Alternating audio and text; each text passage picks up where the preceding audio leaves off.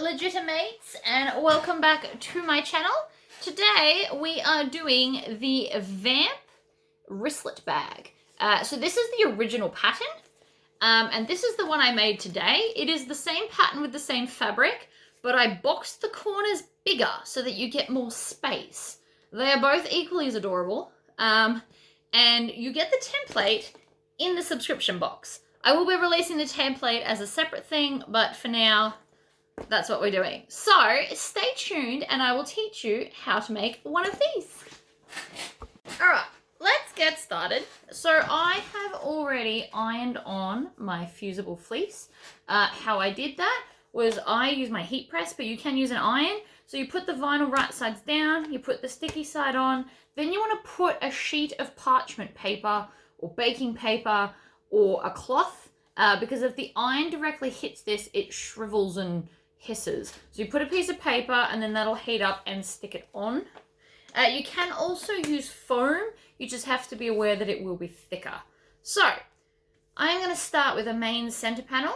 We're going to take a ruler and measure the seam allowance down and put a line so that you know what's going on. Also, we will need to find the center. Shocker, I know. I do center for everything. On the two main panels, the side panels don't matter. We're doing straight lines on the side panels. So this is a really good way to practice your straight lines too. So just so I can see it in relation to the mark, I am then going to put just a little crosshatch, and that is the center point.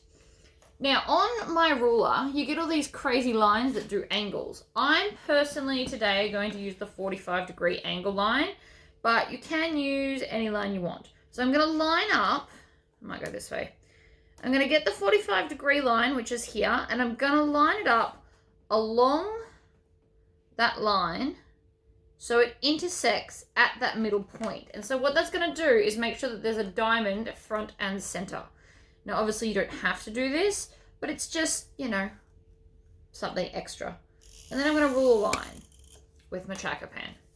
Then you can do whatever you like. I'm doing 1-inch lines, but you can honestly go with whatever you like. So I'm just using, you can actually use a 1-inch ruler for this if you want to have multiple rulers around.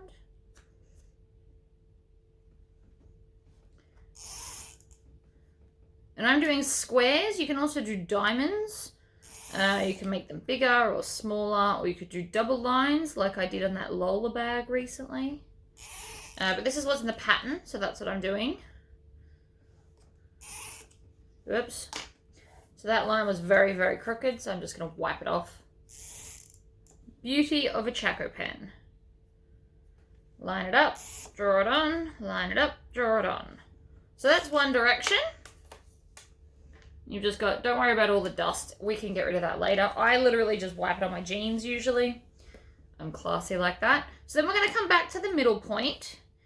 And I want to do squares. So I'm lining these parts up with the lines that I've already done. And I'm going to draw another line. So it crisscrosses through that center point. If you're using a lighter color vinyl, you could use a friction pen, but this will be quite easy to wipe off. You just need to trust me on that. So I'm just going to continue doing 1-inch blocks. But again, if you want less quilting, but you still want to have the look, do 1 1/4. So they're that little bit bigger, so you'll have less lines to do, but you'll still get the effect. If you have an embroidery machine, and I should have done this, you can actually embroider once you've done the quilting. So you do the quilting, then you put like a patch. You could like sew on a patch, or you could just embroider straight over the top. Whatever works for you. And so then you'd have a cool, whoa, something's happened here. See, one of my lines went a little bit dodgy. Don't know what happened there.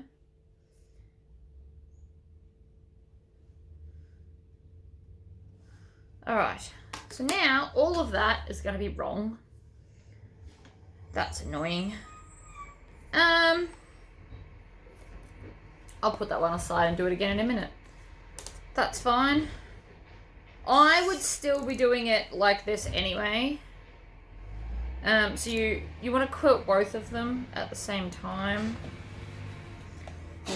Quite often you can blow off some of the dust. Has its moments. Alright, so 45-degree line on through the center point like so. And I have found if you blow it after every single line, you'll get less dust. Doesn't look like I'm doing much, but it does work. So either way, we're going to do this. I am going to get a makeup wipe and wipe off all the lines off the first one and do it again. But I'll do that off camera.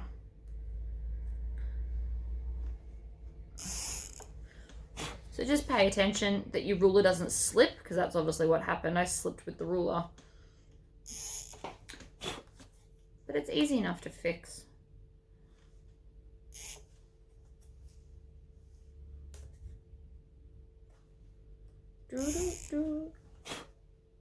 Don't need that other one. And then we're going to go the opposite way, making sure we go through that center point. So you want to line up so all these lines are straight, and that way you'll get squares. If you use the 60-degree line instead of the 45, you'll get diamonds. If that's your thing. I just wipe my ruler on the jeans occasionally.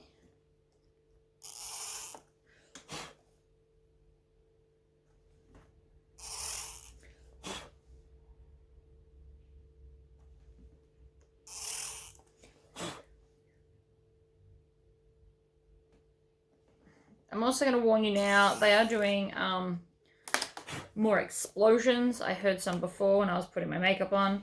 So they will probably happen throughout the video. Just so you all know. And we don't need that last one because it's within the seam allowance. So, this is what it should look like. Now, even though this is our center line, we are still going to quilt all the way to the edge with this. So I am using white thread because there is a little bit of white in my fabric, and even though this has got a gold accent, the rose gold's still going to look nice against it. So that's what we're going to do. So I'm going to just pick one to start with. So I'm going to start here. There will be no back stitching. I'm going to run off the edge, and then I will pick a different line, the closest one I can get to.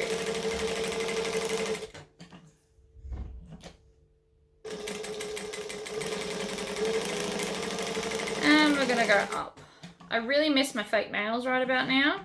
I don't like getting my actual fingers this close to the needle. Not that I think that I'm going to get myself, but it is an increased risk.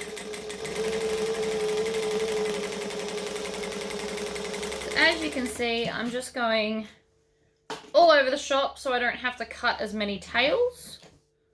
Another option is you can chain stitch them, so one after the other, if that's what you'd prefer. I will be doing that for the side pieces. I love a good chain stitch. So even though that line, I am going to go all the way up to the top, and that's going to hide any issues I may encounter.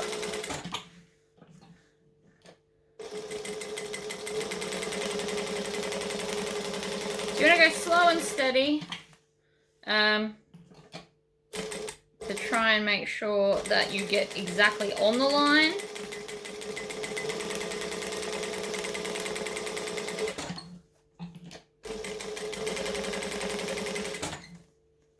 And you'll notice that you'll do like a similar pattern when you're quilting.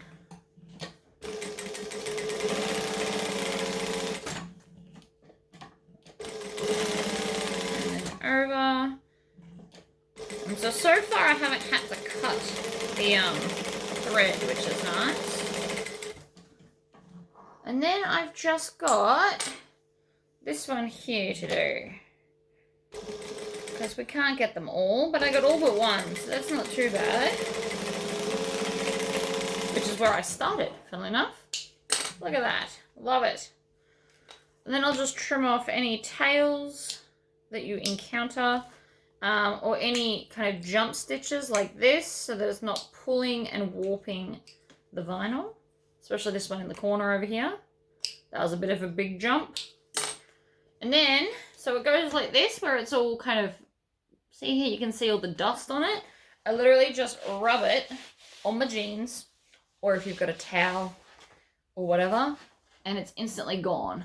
Now there's no chalk left. Right, we're going to do these ones while I'm here. Now with these lines, you can pick any gap you want. I am going to put my seam allowance so that I get everything nice and even, but we are not stitching this. So you need to remember not to stitch this line. Right, so now I'm going to go down. In fact, I'm going to do bigger lines than the pattern today. The pattern's got 5/8 of an inch. I'm going to do 3/4.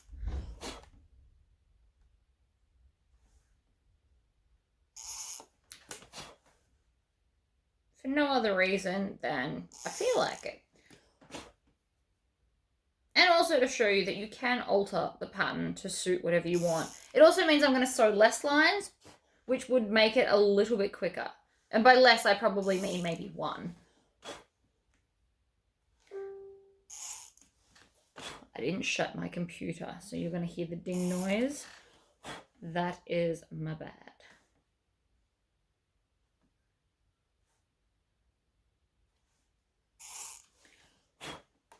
Right, so I'm not going to do that last one either because you won't see it, and we're not going to stitch that top line.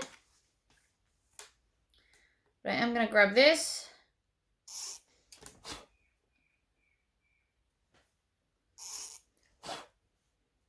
You don't have to blow it after every single one. I do find much less dust everywhere when I do.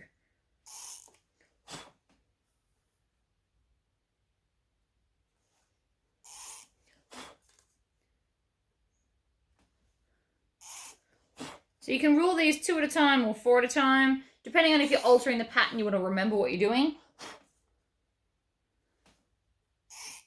Whoops, that line was very, very crooked. So I am going to hopefully rub just that one out on my pants.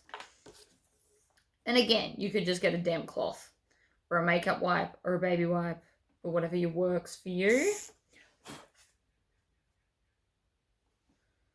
And that's the last one, because if I did another one, it would be in the seam allowance, and we don't need that. So I am going to keep the bulk out of my machine, put the tails behind the machine, not stitch that first line because that is our seam allowance. And the only reason I do it like that is so that it's easier to calculate for myself as well as you. So then I'm going to trim this one off. Trim those tails so that they don't get tangled, and then I'm just going to feed one after the other. And even though I have to do 4 of these, I still do them in pairs. I find it easier. That's just me. You can do all 4 at once and chain stitch 4 at a time.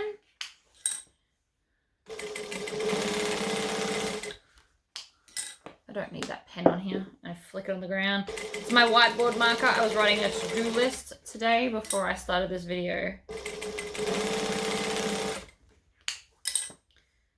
So we're just stitching and stitching.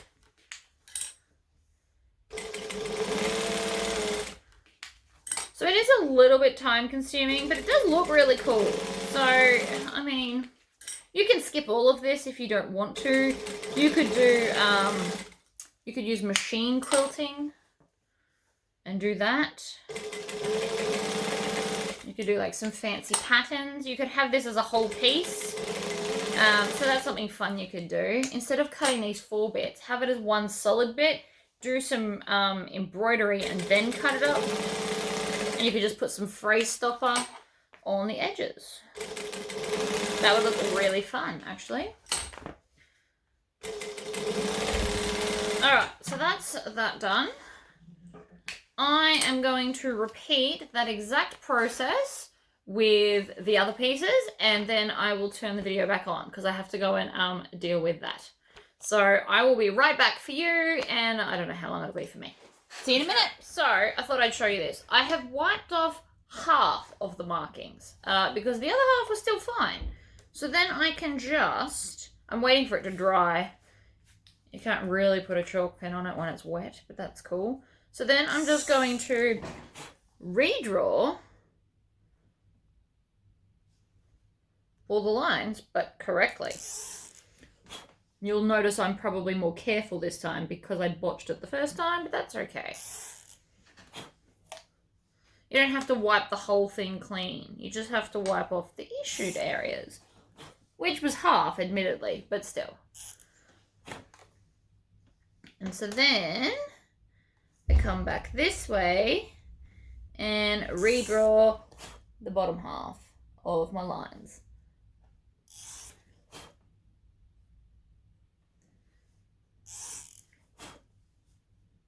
And blowing does make a difference. I'm going to show you that too. That's why I thought I'd record this.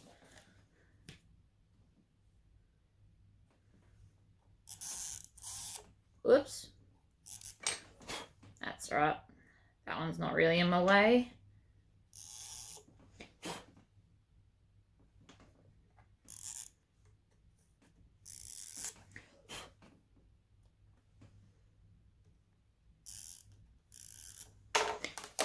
So you can see the half that I did blow versus the half that I just left all the dust on. So it may seem like a little thing, but it does help a lot. All right, so now we're going to quilt this one. Do it the same way we just did.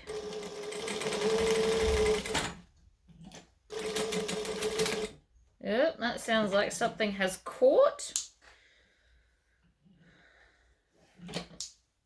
These things happen. I will unpick that little bit though because I don't want to see that. Thread was doing weird things. I'm not sure what happened there. Probably me error. Could be machine error. Who knows? I'm just going to pull it back to the seam allowance. You don't have to pull it all out. You won't see it. Alright. But I am going to go back to the same section so that I get as many continuous lines as possible. So we're going to go down. Now don't rush the quilting if you're super new to it because I would hate for you to wreck it. There's no backup pieces in the box.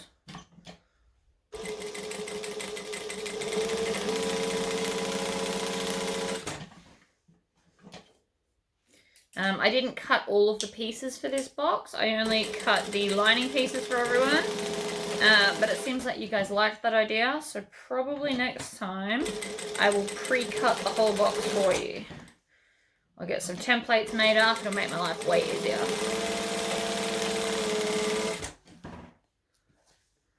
Jump across the end.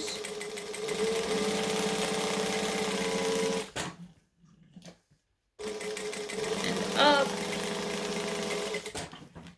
and jump over to this one. You jump wherever you can. There's no rule about how to do this, and you don't have to jump like I can. You can cut them off or chain stitch. I just prefer this method, which is why I'm showing it to you. I find it quicker ultimately.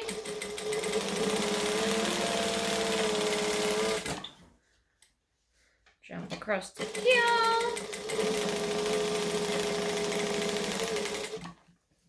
Oh, I just ran out of bobbin thread. So that's one bobbin right there. I did do a second one though, so we're fine. I will probably need a third, but I ran out of empty bobbins. That's the thing that happens in my house a lot.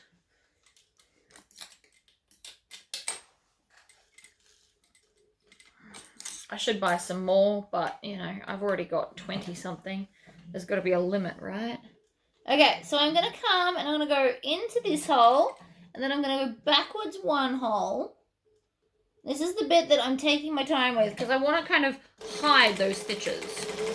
And that's now joined in there. And I can continue to quilt my lines.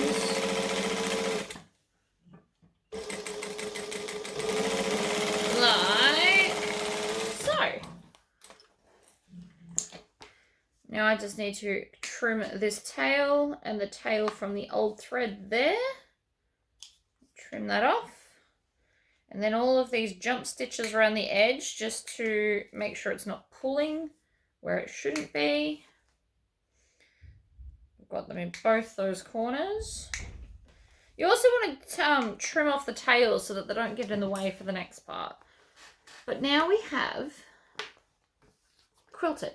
And the colour difference is actually kind of fun, I think. So I'm going to rub this on my jeans, again, to get rid of all that dust.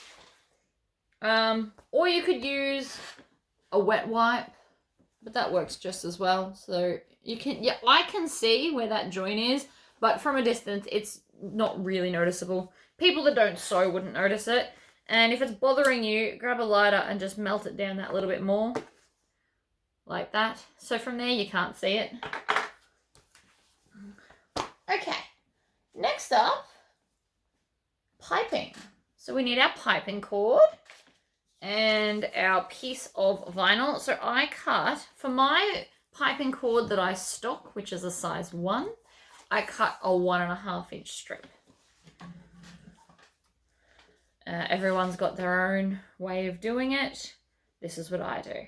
So I'm just going to fold it over, put the piping cord inside, and I'm going to sew pretty much in the middle of what's left. I'm not trying to get too close to the cord yet, which is why I'm still on this foot. I will change it over in a minute. If you're on a domestic machine, you want a zipper / piping foot. On domestic machines, they're usually adjustable, so that you can get really, really close to your piping cord. I, however, will be using my handy dandy zipper foot. And it looks a little bit ratty because it's got Teflon tape on the bottom to help it slide over vinyl.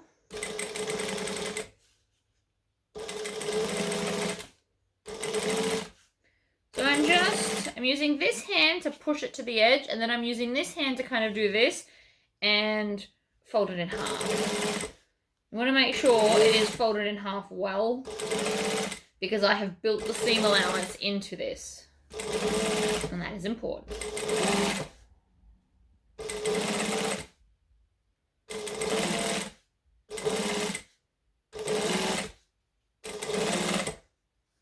And all the way to the end. I'm not going to back stitch, it's not necessary. And then I'm going to go to joining stitch length. So as you can see, I'm nowhere near the piping cord, but that's the way I want it. I wanted to hold it in there, but I don't want to be too close up against it. It makes it harder to hide those seams later.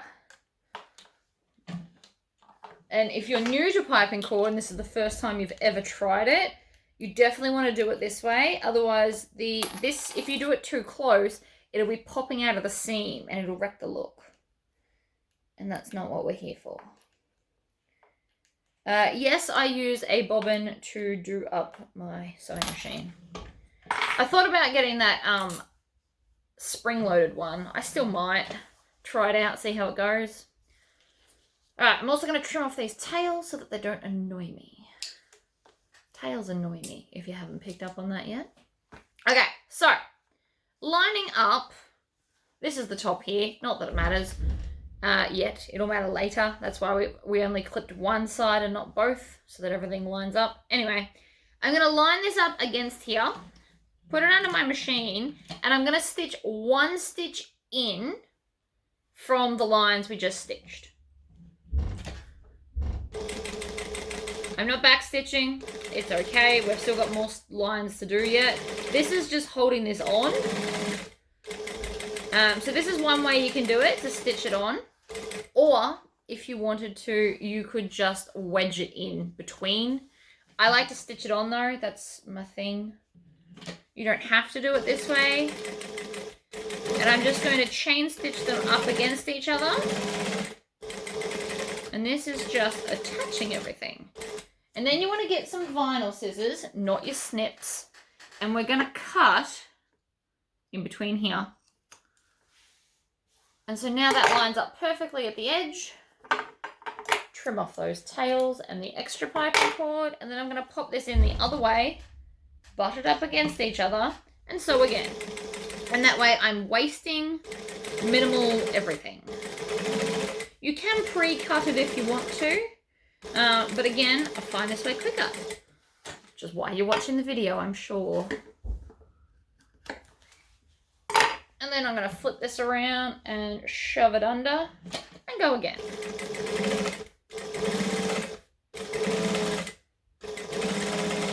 And there's a little bit extra.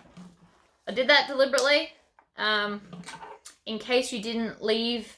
If you left a different size gap, you will have a different amount left over. So just keep that in thought. But I did that because that will depend on how you cut everything. And then I'm going to split this like that. And so now, I know it doesn't look very exciting yet, but just bear with me. So now's when we need to know where the top is. So the one with the notch is the top. And the one with the extra, what's it called? Dust, chalk dust is the top. So I'm going to put the top and the top together. You could put the top and the bottom if you wanted to. You just need to make sure it's consistent. That's the big key here. And I'm going to clip it and clip it and clip it. And then I'm going to grab the other one, again with the marks at the top, and put them at the top. Now, if you didn't line up your first quilting line with the top center like I did, if you've just quilted a big piece, it doesn't matter which side's the top. But because I've made a point to make this first diamond front and center, we want to actually make sure we do that. So I'm just clipping. I don't need this many clips. I'm not sure why I'm clipping this much. I'm feeling clipping today, apparently. Right, so next one. Again, top with the top. Clip it together. Clips will help hold everything in place. Apparently I've cut my things different sizes. This is what happens when you cut late at night, ladies and gentlemen. And you're not a night person. I am most definitely a morning person. So I am like a 1/4 of an inch out. No idea what I've done there.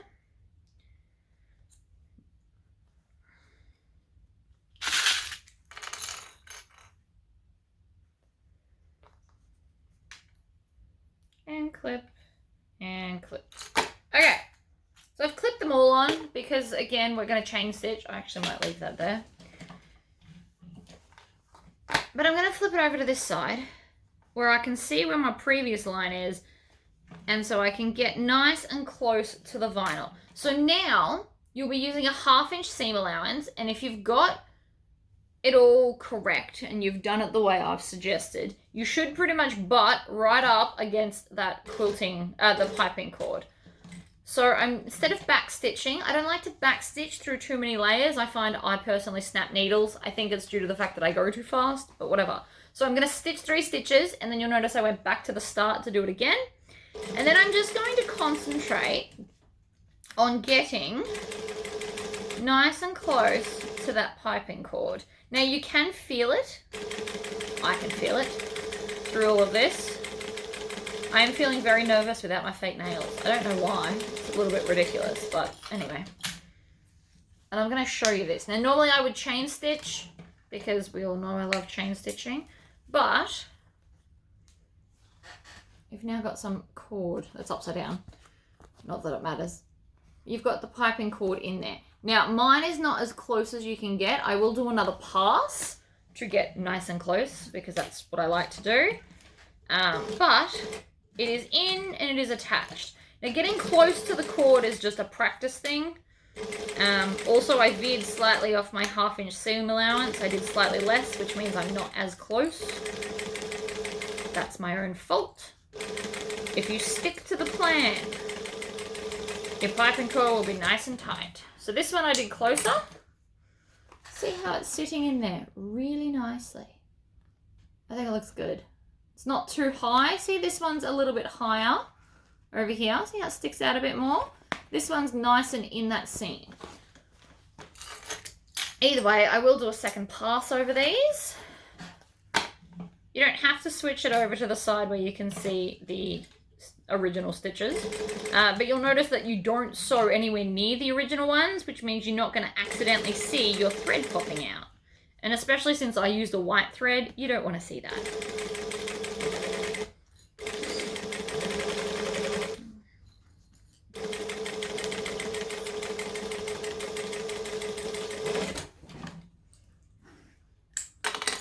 One, other way. So again, seam allowance, put your needle in, 3 stitches, back through the first one, or you can back stitch. I am trying to avoid issues with my sewing machine today, and back stitching gives me the most grief on this machine, probably because it's not designed to handle the amount of layers I put it through, but here I am doing it anyway. It's fine.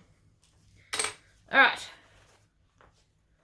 So, I'm going to come and I'm going to do another pass. Now, because I can now see a stitch line, I'm just going to do 1 stitch length inside that line, or 1 millimeter, or whatever you think you need to do. You can work it out by looking at it. It will depend on how you've sewn originally. That just made a knot. I heard that. I'm sure you did too. Right. I'm going to get closer to the piping cord this time. And then I'm going to grab the next one. I'm going to chain stitch the next one on. Now, if you don't want your piping cord up in the seam, you could have also done like a 90-degree angle where you veer it out, like we do with zipper tape all the time. I keep mine in, but you do not have to at all.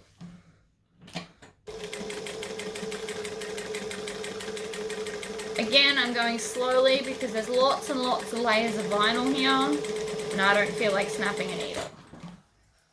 So now that I've done that, we should have, oh, I missed one. I didn't double do this one. But it is sitting much flatter. I know you can't really see it in the camera, but it's not bulging out, which looks lovely. So I'm going to just do this one as well, because I did all the others and I would like uniformity. And so now that the piping cord's in, we can take out the zipper foot. We won't need that anymore. Just double check it. If you need to do a 3rd pass because you were nervous about getting too close, by all means, do as many passes as you need to get nice and close to that. But that's looking really cool. I like it. Next, I am going to even out this bottom because I don't know what I did there. Cut it wrong, apparently. So I'm just going to even that out. Like so. And then I also want to cut off all of the excess, which is all the stuff outside that first stitch line. So you're cutting off about half, essentially. And the reason we're cutting that off is because it's going to sit flatter if we do. I don't know if you can see that, but it's already sitting better on one side than the other. Because then we can just kind of press it like that and it will sit relatively flat, whereas the other side, not so much. So I just want to chop off the excess that I don't need. And you could ask, why didn't I just do less of a seam allowance? And the answer is because it's easier with piping to do it this way. I'm not wasting that much vinyl, and it's definitely easier.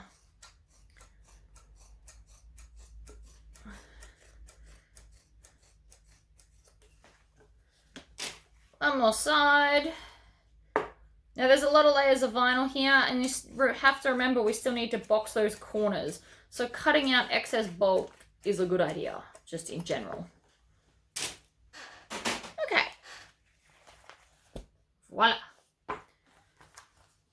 I'm going to put them aside, and now we are going to make the lining. So, you need your 2 bits of lining, obviously. We are going to need our zipper pull, which is in our bag of stuff. I don't know why I haven't put this in my Lord of the Rings bowl, to be honest. And then all the stuff you need for the twist lock is in its own separate bag. Even though that was potentially a waste of plastic, I wanted to make sure that you understood that those bits go together. Because everything else is pretty self-explanatory. So, zipper pull, 2 linings. I decided in this bag I'm going to do a waterproof pocket out of waterproof canvas, just because I can. Sometimes it's fun to have a different pocket. It makes it more exciting. Sometimes it doesn't too, to be honest. So I'm going to use purple zip. And I'm going to just cut it as wide as this, which I've already done for you in the box, if you got a box, or if you're getting a box. And I want to singe these edges, like so. Crack a zip. Now I find zips harder without my nails, so bear with me. This could take a minute or 4. Or not. Ha! Look at that. Nailed it. Okay, so we want to draw our zipper box onto here. Gonna grab a pen. I'm just using a normal pen. I'm gonna draw a line like so. Then I'm going to draw another line. And then I'm going to come in at the edges like this and like this. Now, with the measurements that I just did, you can actually make them up. Do whatever you like. If you want a smaller zipper space, you just bring the sidelines in. Depending on what size zipper you're using, you might want to make a different size hole. Everything is flexible, for lack of a better word. All right. So I'm going to take this. The side that I drew on goes down the bottom. But as always, we're going to find the center because we can line it up better if we do that. I'm also going to need to change my foot back over because I'm not sewing with the zipper foot unnecessarily. I find it doesn't hold as well, so I can't live with the zipper foot.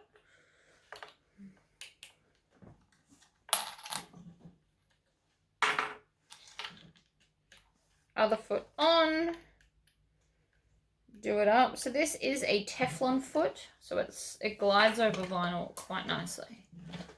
For anyone that is new here and didn't know that. All right, so I'm going to line up my little half points here and here so that it is in half. Now, you can put it as high or low as you want to. I'm going to put it here. And then I'm just going to sew the long edges of my rectangle. So we're going to stitch and back stitch to lock in that end. If you're not using waterproof canvas because you've got a box, and that's not what I've done, I don't interface my pocket piece. I find it becomes too thick and adds extra weight to the bag that's unnecessary. So I do not ever, I probably have maybe once or twice in a video, but general rule of thumb, and that's usually because I wasn't paying attention to what I was doing. General rule of thumb is I will not interface the pocket piece. I want it to be thin and flat and lay nice, so I just don't put the interfacing. That doesn't mean that you don't have to. I am just letting you know that that's what I do.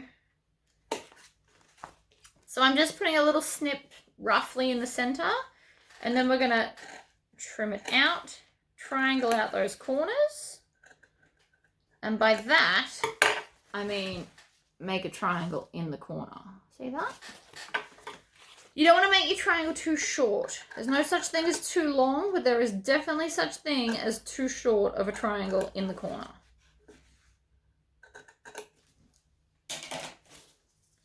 I'm going to fold it up and press that down. and then fold this and press it. Now, if you're using fabric, you want to iron that because it makes the pocket go through and sit nicer. Or at least that's what I have found.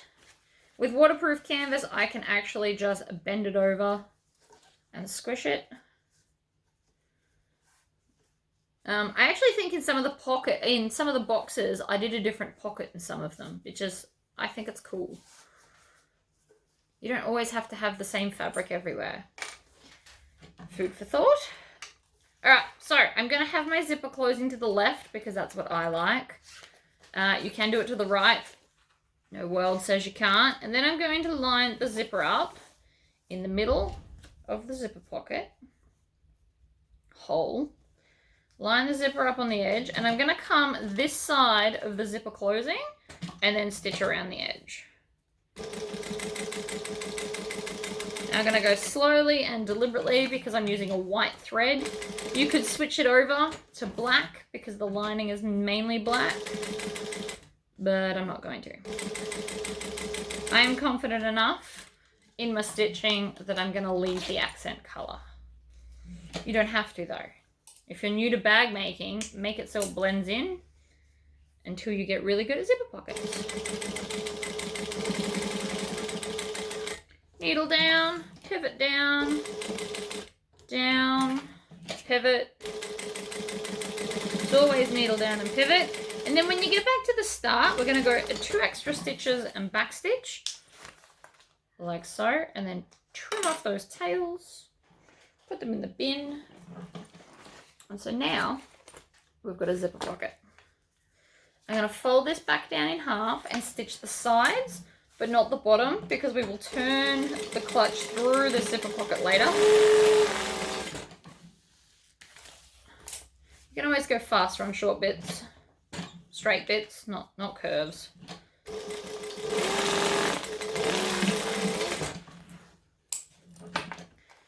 Trim off all the tails. Like that. And so that is now your lining zipper pocket. I'm going to open it. If you've got some extra vinyl, you could have made a little placard for around it if you wanted to. And so now I'm going to take the inner top accent piece. I'm not sure what I called it in the pattern. I know that sounds really bad, but no idea. So I'm going to stitch. I'm going to back stitch. You'll notice that I've put the vinyl underneath. There is a reason for that. The vinyl is more likely to stretch than an interface piece of cotton. Therefore, the stretchier side, I always put under the feed dogs so that it will pull it evenly. That is just something that I do, and that is what we're doing. And you'll find then that your vinyl will not stretch out of shape. Accent stitch length, and then I'm going to push the vinyl down and top stitch along the fabric.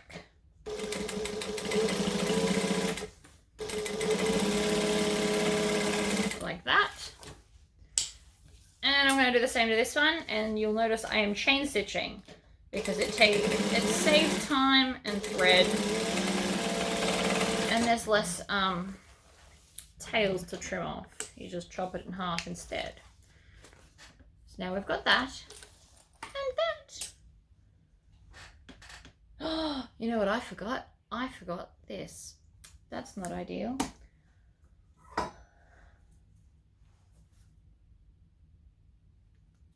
I put some double-sided tape on this. I can't believe I just forgot that.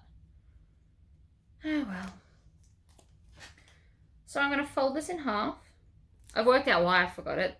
I haven't got a D-ring in my little bowl. So I'm folding it in half, like so, and then I'm just going to top stitch the open edge.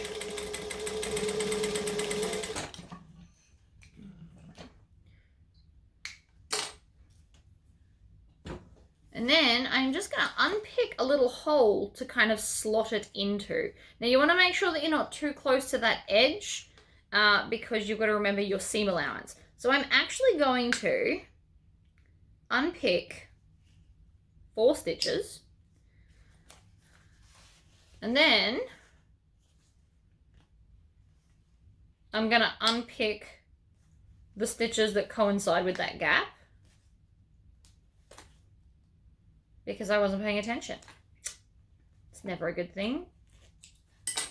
And so now this is going to actually fit into that little slot. So I just need to grab my D-ring to put my D-ring on here, and then we can stitch it back up. This is not how it's written in the pattern, I promise. I just had a moment. So let me go and get my D-ring and then we can continue. One D-ring, so I'm gonna slot that over and then put the other side in the hole. Now normally you would line this up and then stitch it down, but I forgot. So this is a good way to fix that remedy. I didn't mean to do a fix-it video, but here we are. So, push it down till you feel comfortable with how much is hanging out. Now you can have it higher or lower, that's entirely up to you. I'm still on the same decorative stitch length. So what I'm gonna do is I'm gonna go a couple of stitches back from where I've chopped them, and I'm gonna do a stitch and then a back stitch, and then I'm gonna stitch all the way across to the end again. And that is gonna lock in all of that, like so. I've done my back stitch to lock the start, and then I stitch all the way to the end just because it's neater. There we go. One little thing. Now you can put this anywhere. I've put it here. You can put it on the opposite side if you want to. You can put it at this end. It's a freedom of choice, that one. You can literally put it anywhere. Okay. So now we are going to stitch these together. I'm going to take some clips and clip them. Now there's a couple of different ways that you can do this. This is the way I'm going to do it. We don't top stitch this bag because of the weight of everything, but I can show you how to do what's called understitching. We could do that. So you have two options. You can build the two outsides and then slot it in and stitch it, or we can do it this way. Now the pattern's got the other way, so I'm doing the video this way just to show you something different. But the pattern is sew the sides together and then sew the lining together, slot it in and stitch it around. But if we do it this way instead, we can understitch the lining, and that will help it to sit flatter without having to top stitch through all the layers, because even my machine won't top stitch through all of this. So I'm going to show you this way in the video, but this is not in the pattern. This is an optional thing. And if you've got an industrial bag making machine, you can top stitch this bag so you can build it the way the pattern says. Each their own and all that jazz. So I'm on a joining stitch length. I'm going to stitch, I'm going to back stitch. I am going to, when I get to the piping, because it's in the seam, I'm going to go nice and slowly over the layers, making sure that I'm keeping my seam allowance as even as I can. And we're going to get to the end and back stitch.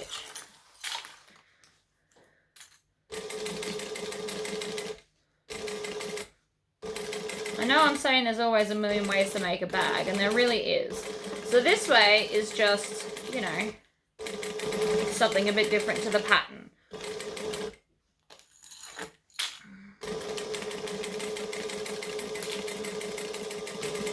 So I'm going to back stitch. Then I'm going to take this one and I'm going to fold the lining back and then stitch just the lining side. So I'm going to top stitch on the lining with a decorative stitch length, and we're not going to stitch on the outside. And so this is called understitching because I'm stitching the lining to this part here, or it's understitching in clothing at least. I'm doing 1/8 of an inch. If you are new to top stitching and all of this stuff is just a bit overwhelming, do a full 1/4 inch, which for me is the edge of my foot, because it's easier to work that out as a guide, and you'll find that it'll be easier for you to stitch. If you're new to it, that is. If you feel like being more advanced, you can do it closer. But you just need to make sure that you're catching the fabric underneath. That's all that really matters here. I'm nearly out of bobbin thread again. I can hear it. Alright, to the end and back stitch. So now, when this sits up,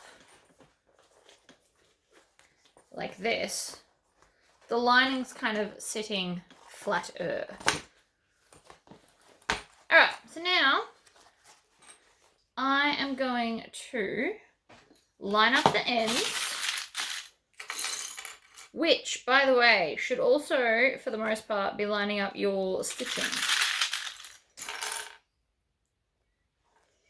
So I'm going to clip up the side and then down this side. Now you can box your corners before or after the stitching. I'm going to do it after because I can. You can do it either way, doesn't matter. So you can, right now that it's all clipped together, you can box your corners with your template, which is in the box. For those that didn't know, you get a template in the box. Or you can not. Choice is yours, honestly. Doing it after guarantees that everything is even. Like, for example, I just pinned that and that wasn't even. So I need to come back. You want to try and line up everything. Everything wants to be lined up and even. Like that. And get that corner together. Because if you've done a different seam allowance somewhere, it means that if you did box the corners, it's not going to line up. So by doing it at the end, especially if you're new to this, but doing it at the end, you're going to guarantee that everything matches. So that is your choice. We are also going to stitch the bottom. So I'm going to just stick a couple of clips there. We're essentially stitching the whole way around everything. Now when we get to here with our piping, you want to kind of put them so that they are on top of each other, but not so much so that your machine can't stitch it. So you want to get it as close as you can to on top of each other. And that will be dependent on your machine as to how close you can get. But perfectly on top of each other is the goal, but it is a bit bulky, so we'll see. All right. Joining stitch length. I'm going to start here, apparently. We're going to do stitching all the way around. Needle down. Pivot. Up we go.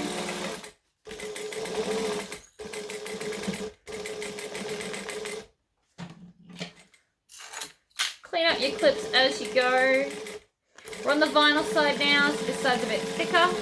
Oh, and I've run out of bobbin. Of course I did. I knew that was coming.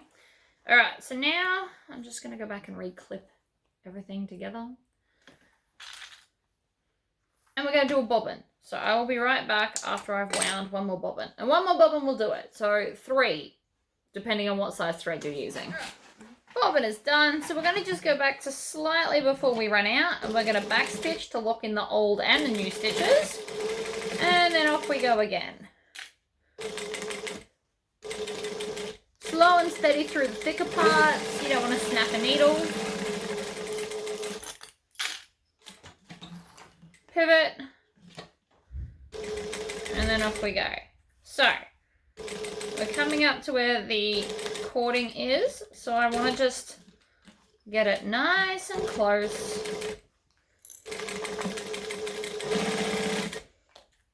As close as you can. It is a bit thick because I've put the piping cord in the seam allowance, but I like the piping cord to go all the way, which is why I'm doing it. And I just manually crank the thick part so I don't snap a needle. And that giant banging was one of the guns going off, so just ignore that. Happens so often now, I'm actually just used to it. Alright, so I've stitched the whole way around now. So now I need to box the corners. Now, if you wanted to, you could skip the boxing of the corners and just be done as it is. Turn it through and it's a very flat clutch. However, with a clutch, you actually want to be able to fit stuff in it. So we need to box the corners. Now, you can use any size on here and it will just create a different size bag. I'm going to use 1.5. So there's little dotted lines, and these have no rough edges either, so you won't accidentally stab yourself, which was a big deal for me. So I'm going to line up the edge of the fabric with the dotted lines and then draw out my corner. Now, obviously, you can do this with a ruler if you prefer, but this is fun. Everyone loves a good template. And there's not really any measuring involved. I can literally just do it. So this is going to give me, and you could use a different size. So 1.5 is actually taking 1 inch inside of our stitch line. You can make it bigger. It just means that your clutch will be shorter, but it'll be deeper. So it depends on what you carry. If you carry a pack of cigarettes, this one will be fine. If you want to carry something that's wider, you might want to use the 2 inches. It'll just be a shorter clutch. But that is the beauty of changing that size. So now I'm going to cut out the squares I just drew. I'm using my vinyl scissors, which are my Class A ones, for those that have never seen these before, because they're just better with bulky stuff, like so much better. So just chop the corners out. I always like to start with the vinyl ones because they're the hardest, and then you just get to quickly finish up with the other ones from your lining. And don't worry about the fact that this pocket is kind of in the way where I've put it, because I still have to turn that and then fold the raw edges under. So it'll still fit fine. All right, let's box these corners. So you stick your finger in the hole. I actually like to stick 2. And then we're going to put it at the right angle and pull out. Yep, hold on. I just pulled apart all my stitching. These things happen. Right, so we're going to bring the bag out and then line up those 2 seams so that they are perfectly even and that is creating a straight line. And then I'm going to add some clips, or a clip. You can add as many as you like. And then I'm just going to stitch with my 1/2 inch seam allowance. You can use less if you want to. I'm not here to stop you. And back stitch. So that's one corner.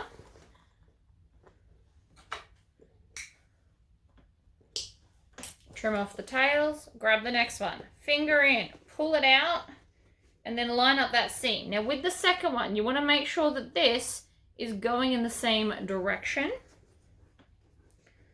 Otherwise, your base will sit wonky. All right, so line it up, add some clips, 1 or 2 or 3, whatever floats your boat. Depends on what size you did, really. We're going to stitch. You can either back stitch or loop around like I just did. Nothing wrong with a bit of back stitching. Lock it all in. And then we're going to do the lining. It's the same thing. So another way you can do it is you can grab the 2 pieces like that if you don't want to put your finger in it.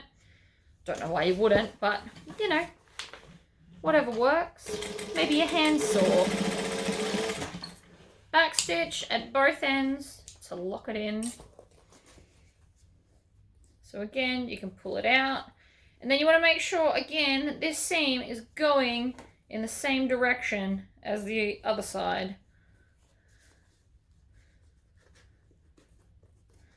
Pull it out so there's no wrinkles in the seam, that is.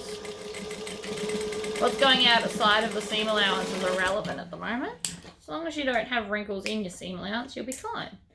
Now the last thing I'm going to do before I turn it through is come here and cut out the bulk where the piping is. This will just help the bag sit flatter.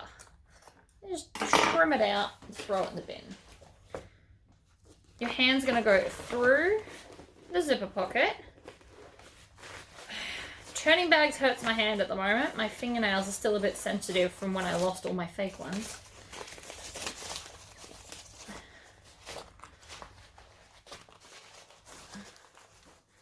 So I'm almost making like a cup to kind of pull this all down.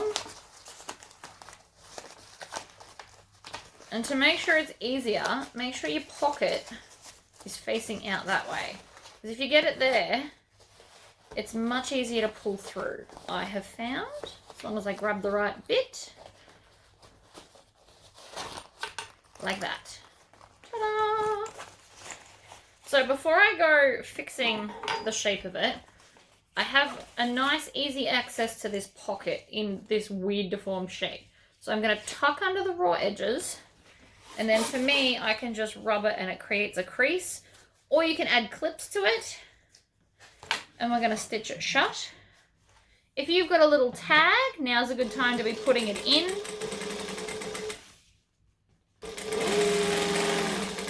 And back stitch.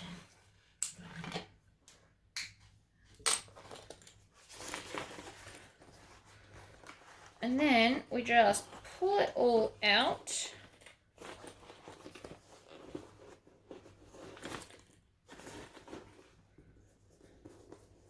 You just kind of want to roll the vinyl out so that it comes and sits out nicely. Like that.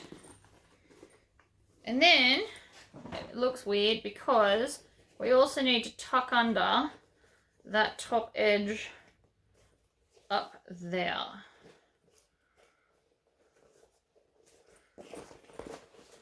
So I like to stand above my bags and then kind of squish the corners down like that. Now, because I've got them, I'm going to use them. I have these really cool flat leatherworking pliers. So when I get to this seam here, I can take my pliers and squish it. I use 2 hands and then squish it as hard as I can because I do not have a great amount of hand strength. And that helps to crease the vinyl so it will sit flatter. If you don't have these ones, what you can do is you can put like some nice thick cloth, a couple of layers of, and then use normal pliers to avoid getting those harsh lines that the normal pliers have. So we're nearly finished now. How cute is that? So different size corners will make for a different size bag. So all we've got left to do on the bag part is install the twist lock. Now for those that have never done this, you are going to want a craft knife. I have a couple of things going on. I've got a pen knife, which I just think is really cool. And I have a Kaiser craft knife, or Kaiser, who knows. So, the first thing we want to do is unbend these bits. Oh, I shouldn't have shut the thing. Why did I shut my zipper pocket? Oh, it's not my day. Right, I'm forgetting everything today. Wow. Don't shut your zipper pocket.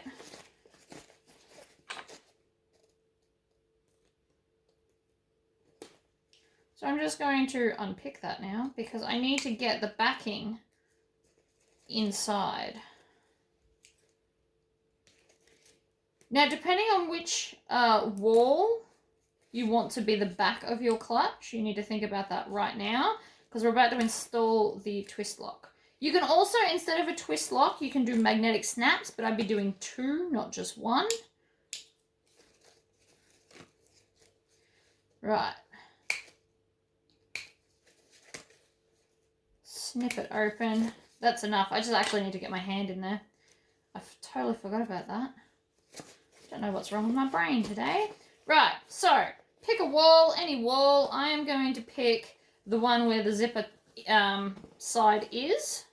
You're going to make sure everything's nice and flat. Then I am going to take the ones with the prongs. I'm going to show you if I can see if I can do this. So you want to find the center, which is, by the way, where we put this. Funny about that.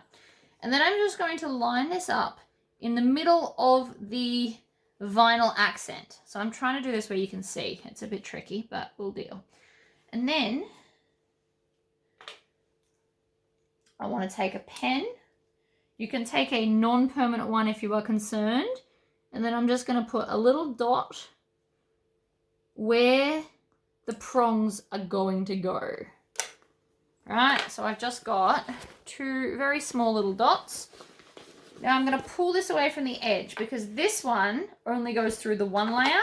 It's the front one that goes through all of it.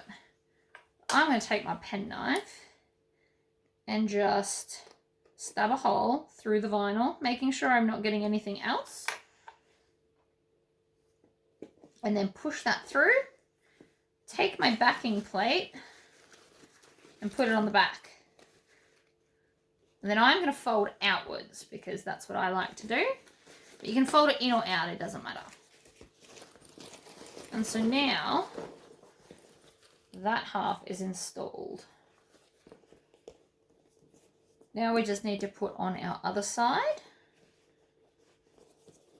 I'm going to stitch this shut again now, actually.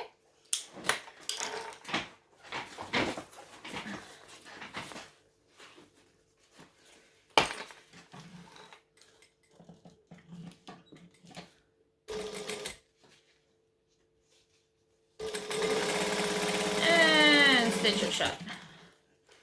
Trim off those tails.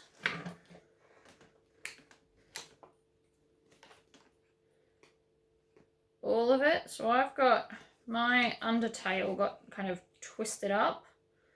So I'm going to untwist it so that it's not a bulky nightmare. Like that. Okay. Push that in. Shut that. Pull all of that down,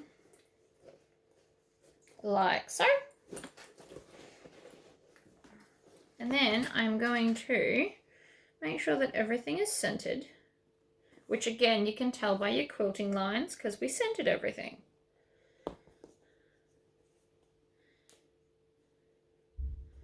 And in the center of this side, I'm going to take my little plate. Now this one's got like some plastic sticky stuff to help prevent the marking of that.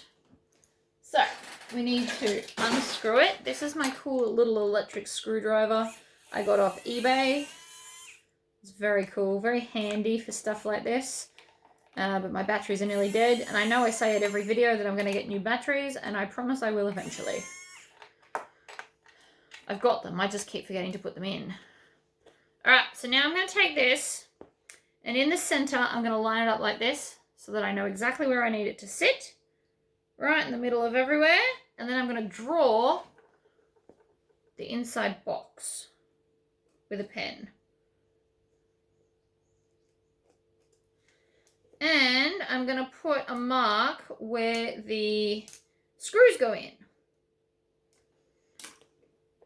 Because this is where it gets tricky. So I need to be able to get into those screw holes and all the way around that square. So I'm going to take my craft knife and I'm going to cut through all the layers of the vinyl, and I'm just going to follow the outside edge of my rectangle that I just drew. And I'm going nice and slowly. I know I can't show you this. This is actually quite tricky to do. So you can actually just make a little hole and then get some scissors. If you're more confident with scissors, we can get scissors and cut around the rectangle.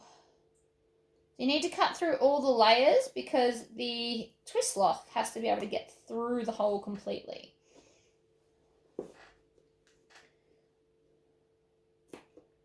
So I'm chopping all of that off. So I've chopped out that bit. Now what I'm going to do is I'm basically going to make a little triangle so that I can cut out where the screws have to go through as well. So it's going to be a weird shape, and I'm going to show you in a second. Just bear with me, I'm getting there. Little triangle so that I can get to the screw holes. You don't want to go too far past them, but they do need to get got. So we now have this little shape. Take your plaque from the outside, and I have not quite cut enough off. So you can line it up and then see that I need to do a little bit more just kind of everywhere. I always like to have to cut more off than have cut too much, because you can't put it back on. Once it's off, it's off. So this way I can just cut it off in little pieces, nice skinny amounts, so that I don't overdo it. And then again, we line it up.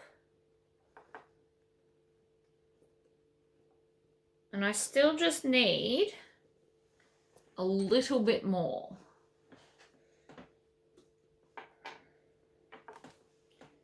So again, line it up, trim it off. I'm doing it like a couple of millimeters at a time, like a tiny little bit, because you don't want to overcut. That would suck. All right, now it's just this corner.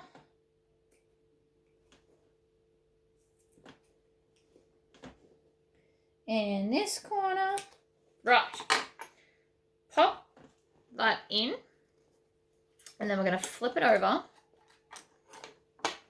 and put the backing plate on.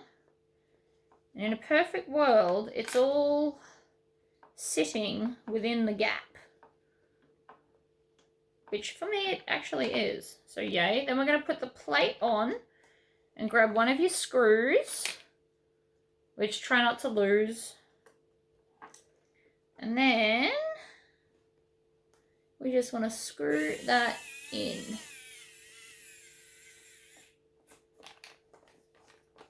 Maybe. Maybe not. Right, so I've still got too much fabric there and it missed. It's never a good thing. That's all right. Just trim out a little bit more of that triangle.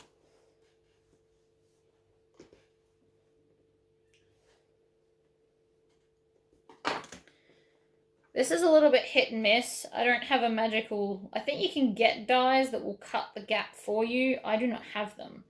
So I just have to play this, you know,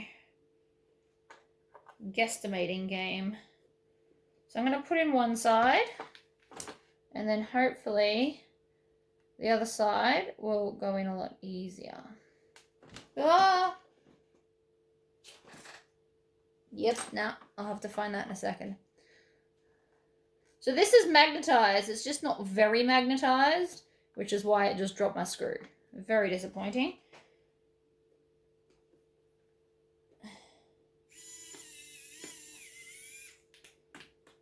All right, so I've got one in. One screw is in. I didn't do it up as tight as it'll go yet because I still have some more trimming to do. So now that one side's in, I can see what I need to cut off, and you can actually just take your blade and trim it off. It's much easier. But you have to get the one side in first. So you just want to kind of hack it off so that it's in line with all of everything else. I know this is not necessarily the prettiest way to do it, but it does work, and that's what we care about more.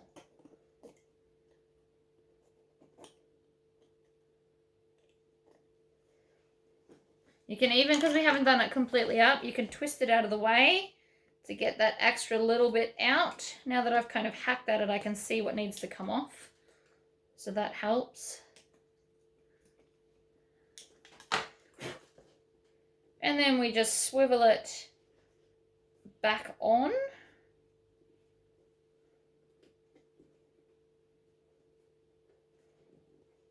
And now I need to go and find that last screw. So I'm going to hit pause because I did not see where it went. And I'll be right back. I have put the other screw in mainly so I wouldn't lose it, but I still need to tighten them up. So now that both screws are in, I can go ahead and tighten them.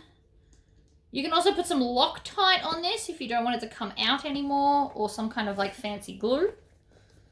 And then that goes in and twists like so. So now we've just got the handle to make.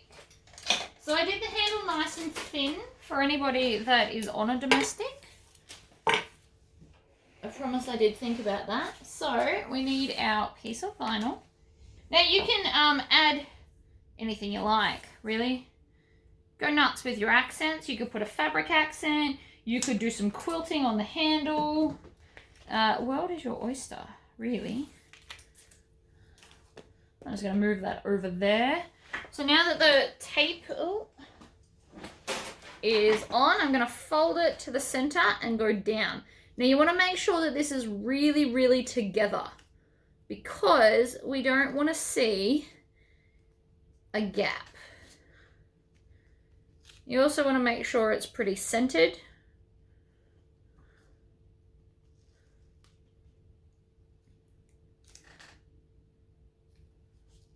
And then I'm pushing down.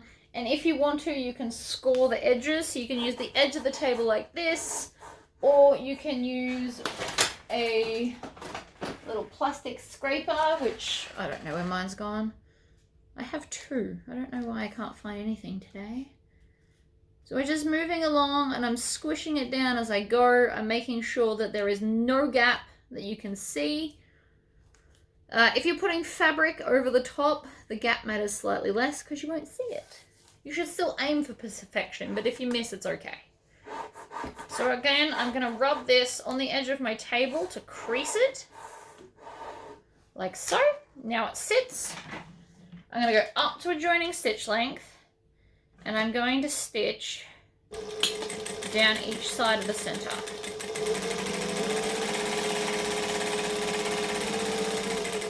Get to the end and back stitch, twist, and then we're going to do the same to the other side. So stitch, back stitch,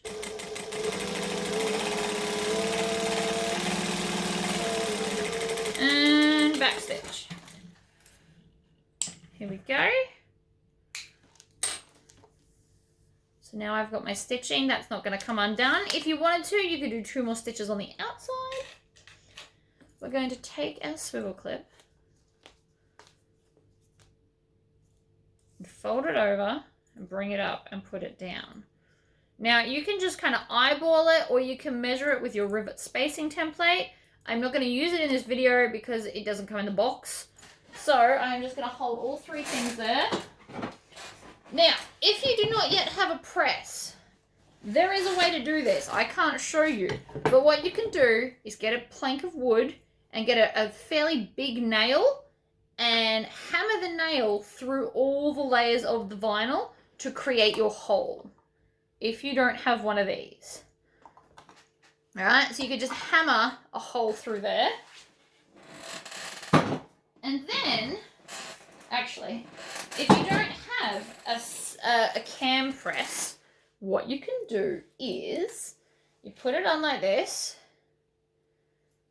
and then we're going to get some pliers. Now, I've only got flat pliers in here, but let's pretend you've got the ones with the corrugated insides. You are then also going to grab some fabric, of which I have a giant piece here. You are going to fold the fabric around the rivet, and then you're going to take your pliers and squish the rivet. And what this is going to do is it's going to help you not put marks in your rivet, but still be able to install it without drama. So you don't have to have a cam press. I've never shown that trick before. I should probably do it as a sewing candy. But for those that don't have a cam press, all you need is a pair of pliers and some nice thick fabric, or thin fabric and many layers of it. And so now your wristlet strap is in. So we can attach it to our D-ring, like so, and voila! So this one is shorter because I did a different size boxed corner. So this one is wider and shorter than the other one, but it's still cute. I actually almost like that more, I think. The other one will fit more, but this one's kind of more adorable. I don't know. That's why I gave the spacing template, or the corner template, so that you can, you know, make your own version. But quilting fabric is fun, and this was just a cool little project. So thank you for joining me, and I'll see you guys in the next video. Bye-bye!